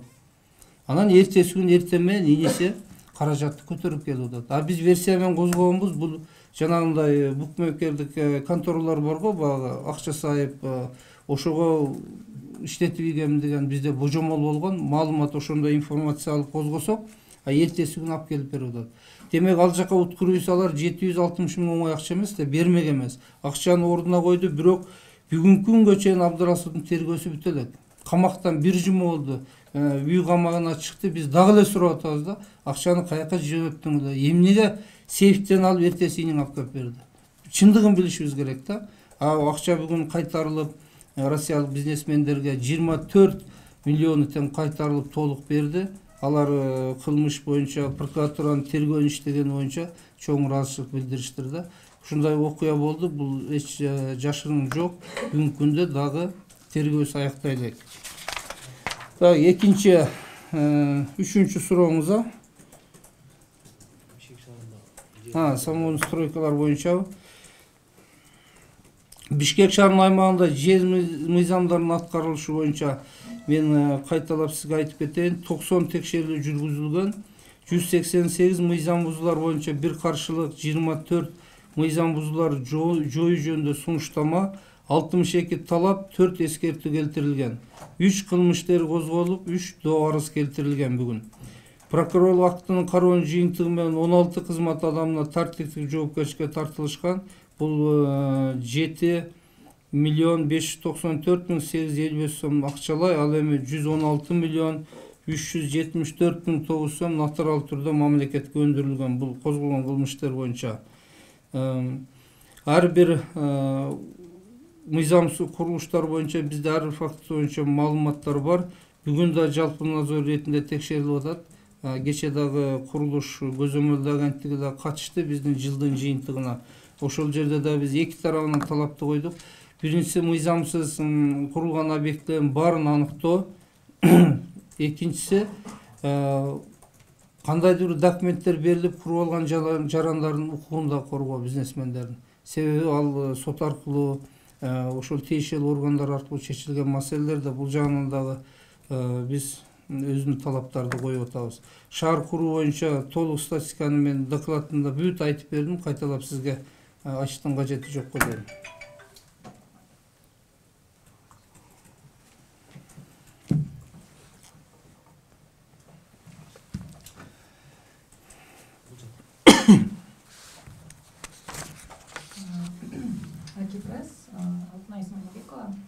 У меня несколько вопросов. Первый вопрос: как проходит расследование? Этот вопрос уже задали. В марте прошлого года глава ГКНБ, человек Таши, подтвердил, что был задержан ваш Шурин. который работал в таможне. Насколько это дело было политическим и чем закончилось это дело? Второй вопрос. Какие уголовные дела есть в отношении бывших президентов? Спасибо.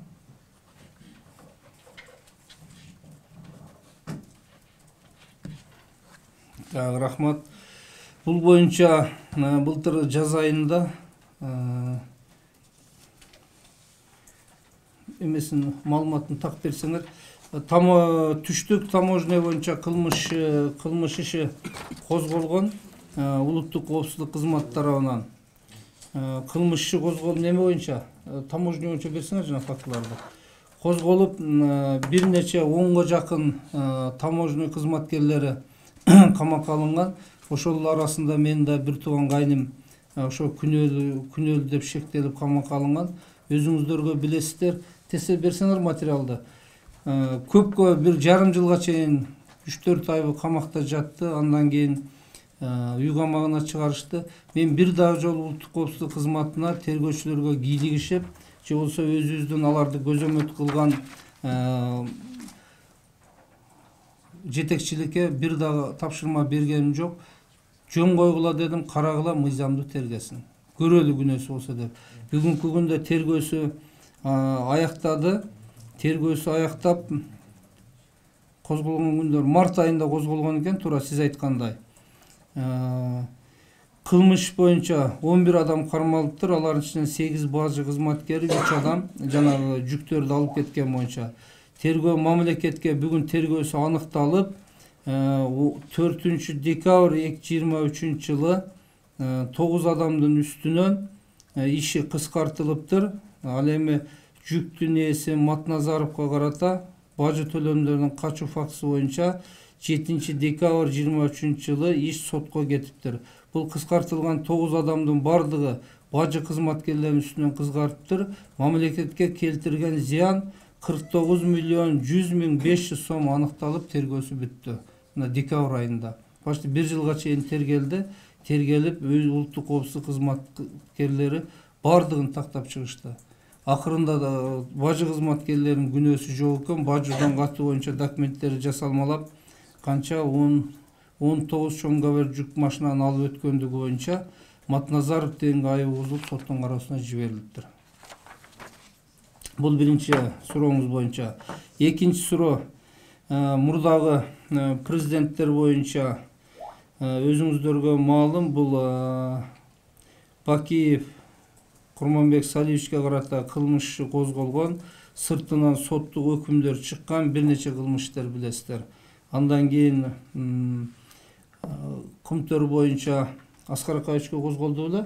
Кумтөр боюнча козголуп, ал күнөөсү далилдемектен кыскарган, былтыркы Кумтөрдү мамлекетке кайтара алуу мезгилинде билесиздер. Бир нече кызмат адамдарына карата тергөөлөр жүрүп, бирок күнөөсү далилдемектен кыскарган. Экинчи Атамбаев Алмазбек Шаршеновичке карата 9 кылмыш бар, билесиздер. Бүгүнкү күндө соттук кароодо ооруганына байланыштуу чет мамлекетке соттун чечими менен чыккан. Сол кайтып келсе, соттук териштөөлөр улантылат.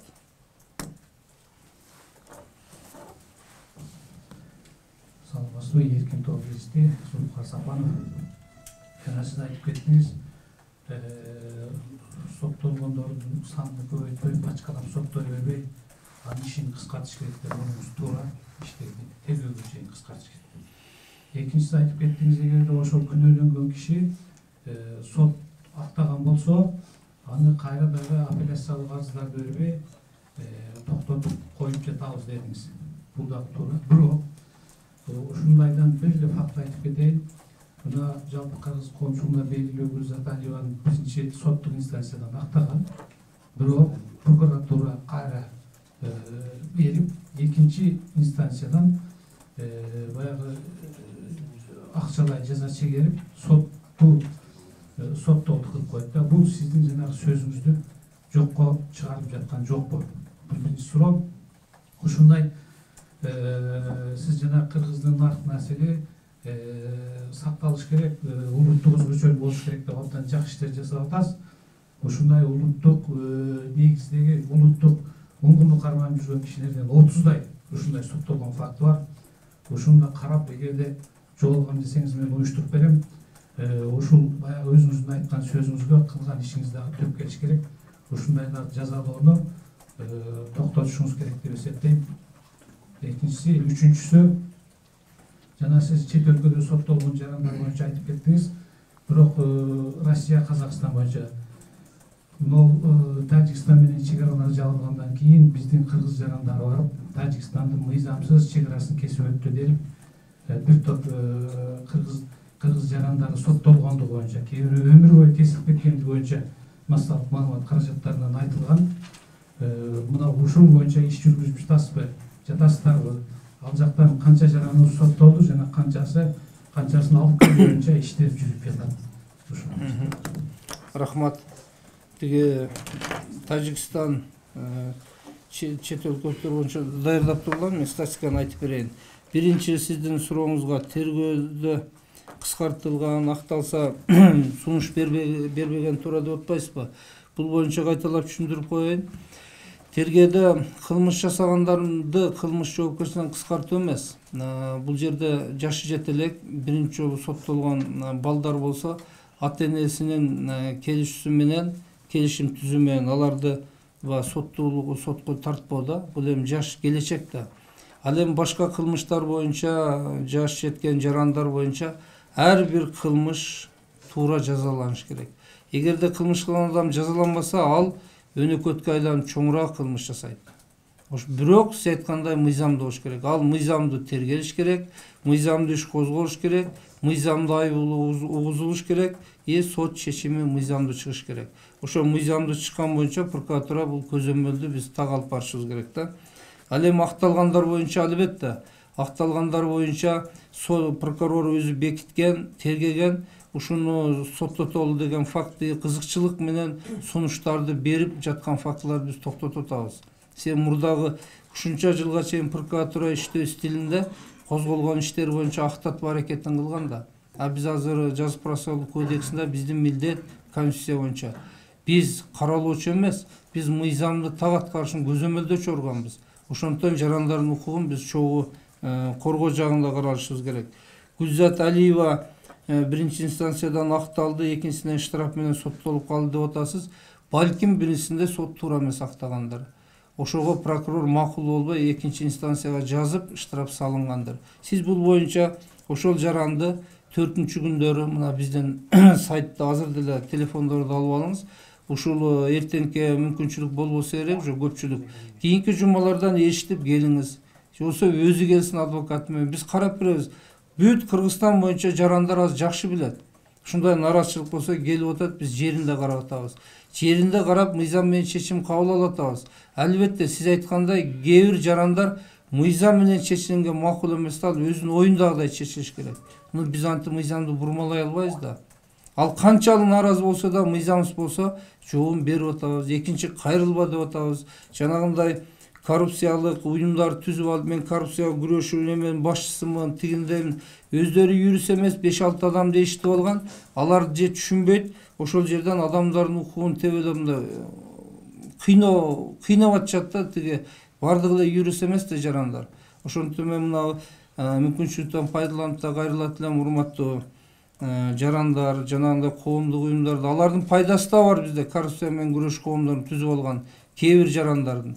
Бирок көпчүлүгүндө ушу укук коргоо органдарына ишенсеңиздер, кайрылыңыздар милицияга, улуттук коопсуздук кызматына. Эгерде туура эмес болбосо прокуратура, биз кайрылып карап ар бир арызды чечкенге даярбыз да. Ошондуктан мыйзам бар да, мыйзам дал келбесе, мыйзам туура келбесе, мөөнөтү өтүп кетсе, айрыкча жарандык жанагы банктагы иштер боюнча, кредиттер боюнча сот аркылуу чече турган маселелер болсо, биз кантип юридикалык баа беребиз? Ага мүмкүн эмес. Аны ошол жаран түшүнүш керек да. Ушундай маселелер көп. Сиздин айткан боюнча келсин, Гүлзат Алиева кандай иш кылган, ошол жерде биз тиешелүү бардык тармактын жетекчилери катышат. Мен жеке кабыл албайм. Отуруп бүт талкуулап чыгабыз да. Ошо менен чечим кабыл алабыз, өзүнүн катчуусу менен. Андан кийин сурооңузда улуттун уңгусун кармап жүргөн 30 адам соттолуп атат дейсизби? Эгер кызыкчылык болсо, алардын укугу бузулуп атса кайрылсын, биз ар бирин карайлы. Мен азыр сизге андай мындай деп жооп бере албайм. Бул адамдардын ким экенин да билбейм, туйга айттыңыз. Улуттук уңууну кармап жүргөн боюнча менимче соттолбосо керек. Алар кандайдыр бир кылмыш аракети боюнча соттолсо керек да. Анан бир жагынан кылмыш кылып коюп, экинчи жагынан мен улуттук уңууну кармап жүрөм, патриот берем, куткаргыла деген андай мыйзам жок, билесиз. Кылмыш жасады, ал канчалык мамлекетке пайдалуу иш кылса жасаган кылмышына жооп берет да. Ушул жагын адаштырбасаңыздар. Бул кишилерди алып келиңиз кийинки 4-күнү. Мен кабыл алайын. Андан кийин чет өлкөдө соттолгон жарандар боюнча маалымат бердим. Айрыкча Россия мамлекетинен катуу иш-чаралар жүрүп атат. Тилекке каршы 400 канча жаран өздөрү баш тартып атат келгенден. Ата-энеси берге ыйлап келип арыз жазып жогорку кеңешке администрациянын алдына митингге да чыгып атат, көрүп атасыздар. Ошолордун кээ бирлерин текшерсек баласынын арызы турат, мен которулбайм деп. Ата-энеси алып келип бер дейт. Ушундай дагы маселелер бар да, бирок бул боюнча биздин Тышкы иштер министрлиги менен чет өлкөдө бүт элчиликтер, консулстволор менен анан Россия мамлекетинин Юстиция министрлиги, башкы прокуратурасы менен тыгыз иш-аракет жүргүзгөнүбүзгө президенти Садыр Кожоев 1,5 жыл мурун тапшырма берген. Ошонун алкагында жанагындай иштердин баары жылып атат. Бүгүн биз көпчүлүк жарандарды алып келип алдык. Эгер өздөрү каалагандарын. Андан Тажикстан боюнча. Тажикстан боюнча маалымат барбы? Берчи. Статистиканы айтайын. Тажикстан боюнча мен түшүндүрө берейин. Бул боюнча биздин жарандар соттолгон жана чек арада алардын жарандары өтүп кетет. Биз иш козгойбуз, биздин жарандар өтүп кетет, алар иш козгойт. Камоо маселелери боюнча биз былтыры Баткен облусунун Баткен шаарында Тажикстандын баш прокурору менен расмий жолугушуу болду бизде. Жолугушуу болуп ушул маселелерди бүт талкууладык. Бүгүнкү күндө 1 жылдан бери жанагындай билбестик менен өтүп кеткен биздин да алардын жарандары боюнча иш козголду элек. Аны түшүнүү менен биз мамиле кылып атабыз. Алар да, биз дагы. Ушул боюнча иш-чара колдонгонбуз. Андан кийин Тажикстан боюнча берсеңер жалпы өрбөй. 22 жазып турат. 22 жаран экен. Бул боюнча башка суроолорду көрүңүздөр, тактаңыздар. 22син канча оор, өзгөчө оор же жеңилби? Менин билишимче өзгөчө оор камалган биз 2 жараныбызды бизге өткөрүп берди былтыры. Баткенде ызы чуу болуп ата-энелери соцсеттерге чыгып кайрылып жүрбөдү беле? Ошол 2 жаран тең алып келип бүгүн алып келип бергенбиз. Башка менин маалыматымда жок болуш керек. Тактагыла азыр. Бүткүчөңдү биз маалымат берип коелу. Саламатсызбы? Кыргыз Туусу Кеңешчи Совет уулу. Мына акыркы былтыркы жылы Кыргыз мамлекеттик цирки боюнча Асланай Маширова жалпы массалык маалымат каражаттарына көп эле маалыматтар чыгарды. Ошол циркте көп коррупциялык иштер бар экени коомчулукка ачыкталды. Анан бул боюнча прокуратурадыр кандай иштер жасап атат, негедир ошого жоопкер деген Фархат Бекмамбетов тууралуу эч кандай маалымат чыкпай атат да азыр.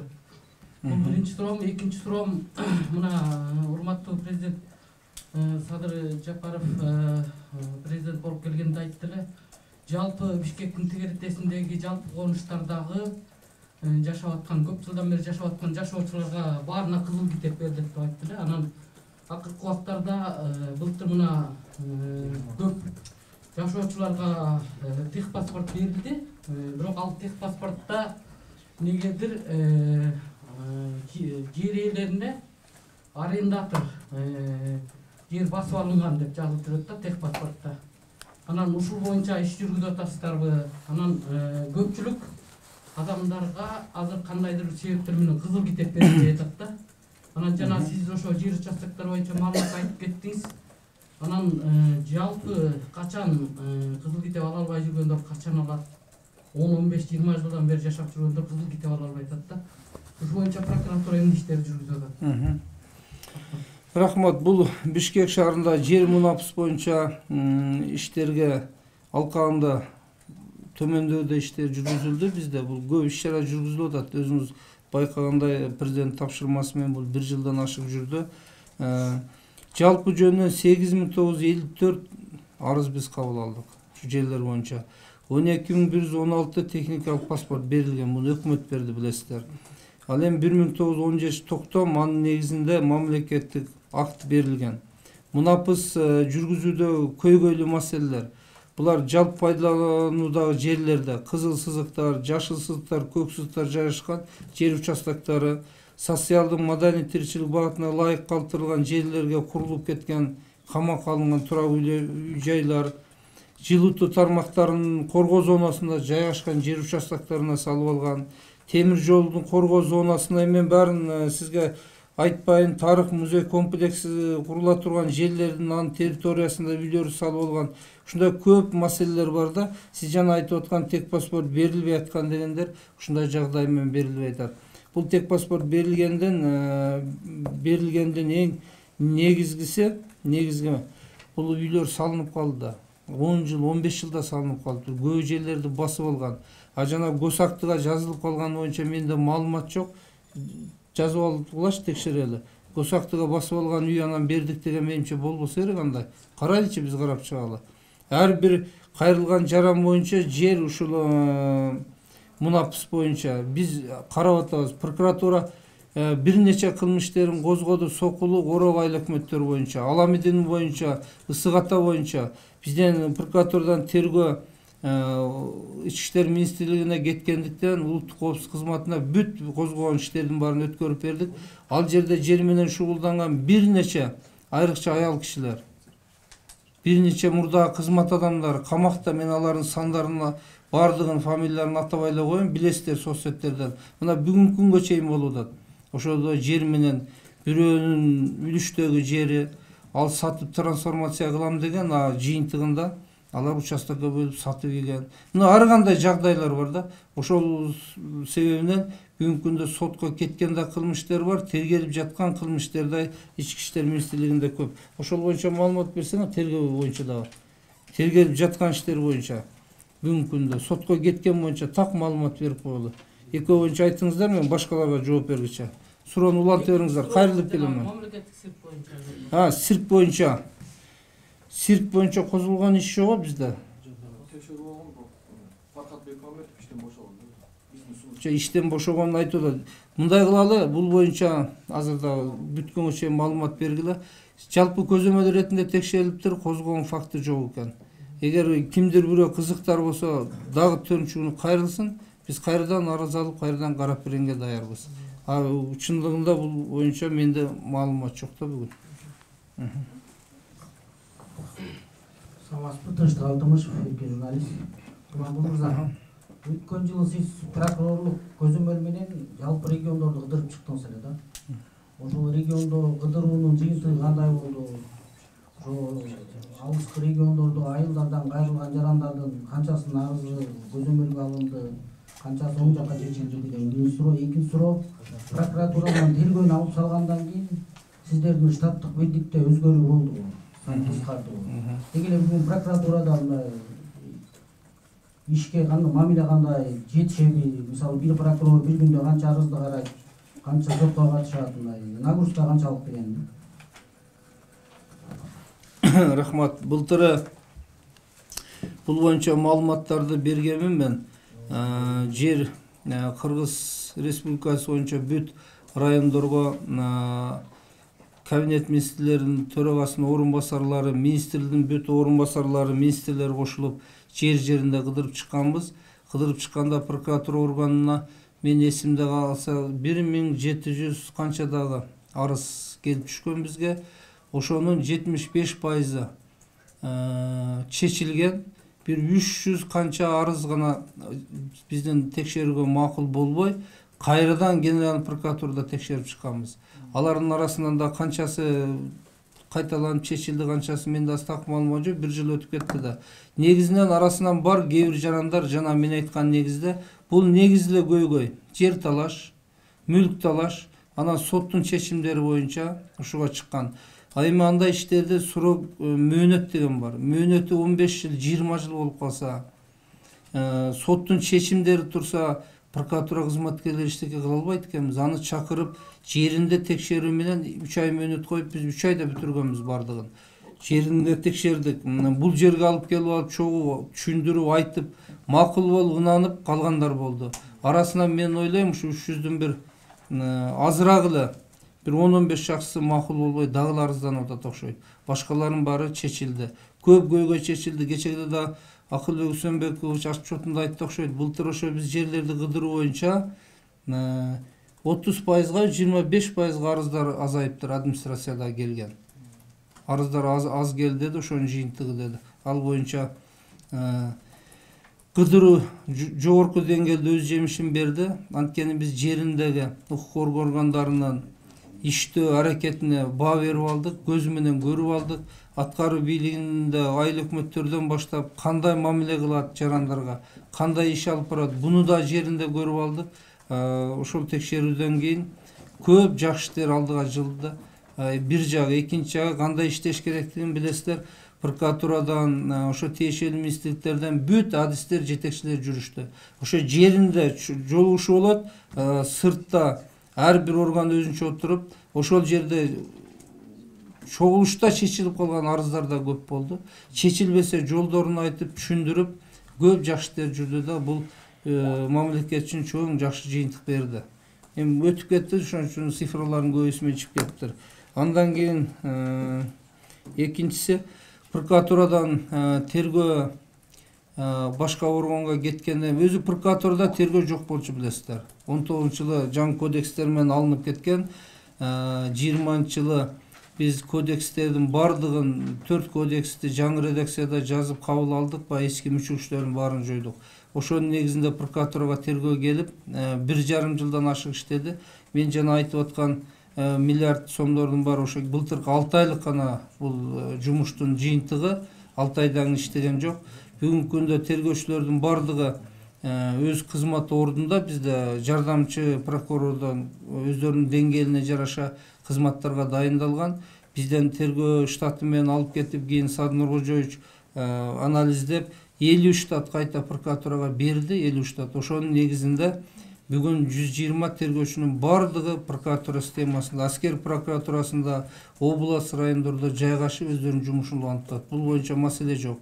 Ошо 50 штаттын эң негизги биз алган себебибиз, айрыкча Бишкек шаарында прокурорлордун саны жетишпейт да, баягы кылмыштардын саны көп. Ошондуктан 4 районго, анан Бишкек шаардык прокуратурасына көбүнчө ошо жардамчыларды кабыл алдык. Сотко катышы боюнча иштер жакшырсын, жанагы жалпы көзөмөл боюнча жакшырсын деп жайгаштырдык. Бүгүнкү күндө прокуратурада эч кандай кадрдык жетишпештүүлүк деген маселе жок. Азыр Кудайга шүгүр бардыгына жетишет. Бир гана бул прокурор кызматкердин өзүнө байланыштуу жигердүүлүк аракет менен иштесе, биз бүгүн бардыгына жетише алабыз.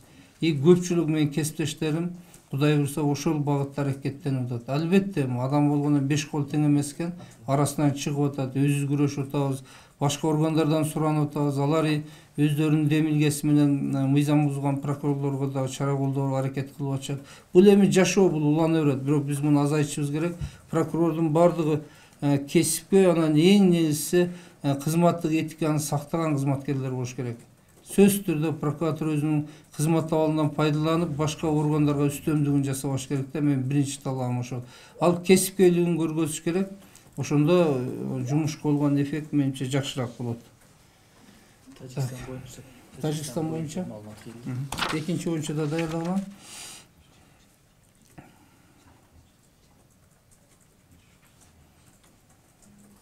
Тажикстанда жалпы 22 жараныбыз бүгүнкү күндө жазасын өтөп жатыптыр. Алардын 7 жаран туугандарынын арыздары келип түшкөн. Бизде эл аралык башкармачылыкта бар, бүгүнкү күндө каралууда экен.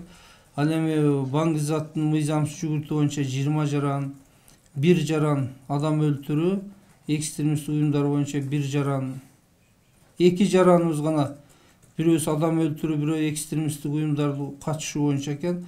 Калганынын бардыгы жана Баңгизаттын мыйзамсыз жүгүрткөн 20 жаран.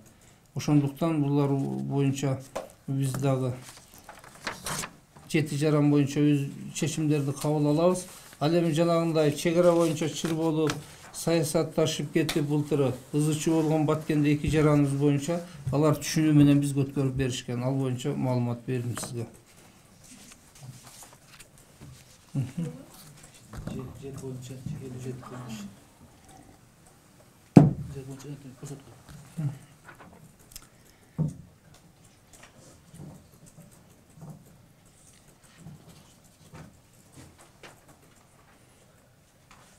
Жалпы жер мыйзамдары боюнча маалымат бердим. Бир эле кошумча экен бул жерде. Ошол текшерүүлөрдүн жыйынтыгы менен жер мунапыс жана 57 кылмыш козголуптур. 57 кылмыш жана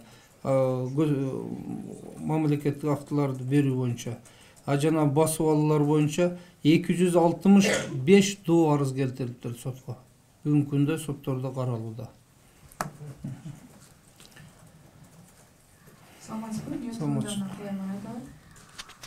Азыр мындай иш болуп атыптыр. Таластын Калба айылында жергиликтүү тургундар 2014-жылы айыл өкмөтүнүн токтому менен 90 жер тилкеси бөлүнүп берилген. Алардын 42 жаранына 2021-жылы кызыл китеп берилиптир.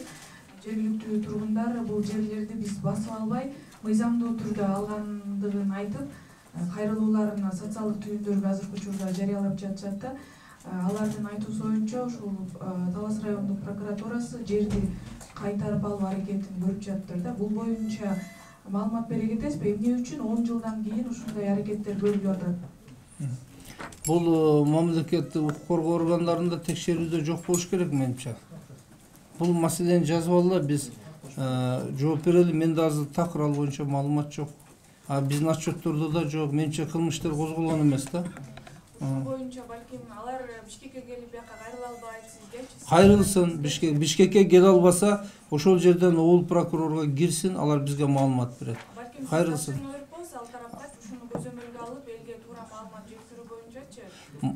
Мага толук маалыматты бериң, мен тапшырма берейин. Азыр жыйындан кийин ошо толук адрес, фамилия аттарын жазып берсеңиз, мен тапшырма берем, келип кирсин облус прокурорго. Бүт текшерүүгө алабыз, мыйзамдуу бааны беребиз.